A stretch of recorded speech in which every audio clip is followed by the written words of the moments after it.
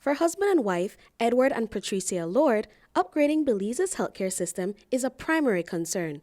Having worked in the U.S. healthcare system for over 10 years, the Belizean American couple understands the cost and effort it takes to elevate the standard of healthcare. With assistance from the Belizean diaspora and the Belize Bill Incorporated, the couple was able to gift the ministry over $1 million worth of supplies.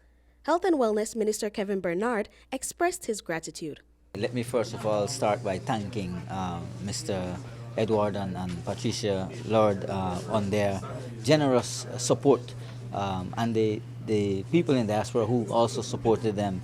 But it is their vision that really saw this through, and we were happy to partner with them in terms of sourcing out the funding to get the shipping done. But definitely, as you know, the list of items, I cannot express how grateful we are as a country, as a people, and as a ministry in receiving these very much needed equipment. As CEO Cancino mentioned, a lot of these things are going to help to improve service delivery to patients, not only at KHMH, but across the country.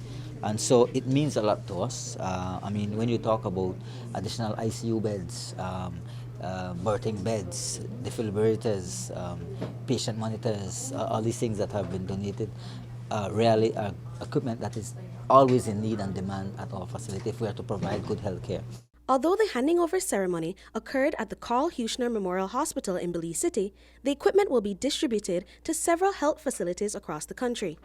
Well, there's a list of identified areas that I know when Mr. Lord they had visited, they know they have identified specific equipment that should be going. And as I had said in my message that when I spoke to them initially, they have asked that we ensure that some of these equipment goes exactly where they have been recommended. So some of them are at KHMH in various parts of the country, Western Region Hospital or regions and community hospitals. So I don't have that list in terms of exactly what's going where.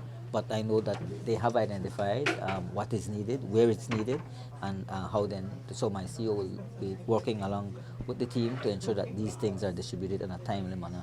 So we don't want them to be sitting in a container, but they are now, the next step is to get them deployed into the where it needs to go so that we could start to utilize these donations.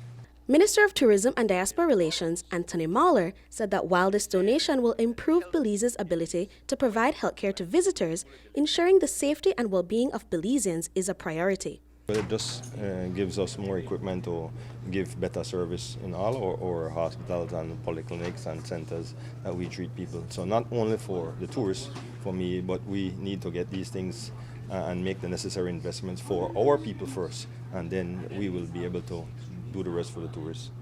As the donation came from members of the diaspora, Mahler reflected on the work Belizeans outside the country have done to ensure the well-being of friends and family in Belize. The diaspora unit is a conduit for people all around the world to be able to support us back home here in Belize, whatever they're sending back. So it could be in terms of donations. So we have gotten sneakers, we've gotten equipment like this, we've gotten food supply, we've gotten a lot of stuff donated through Bill Belize and through the diaspora unit. The diaspora already sends back close to $250 million through the official sources.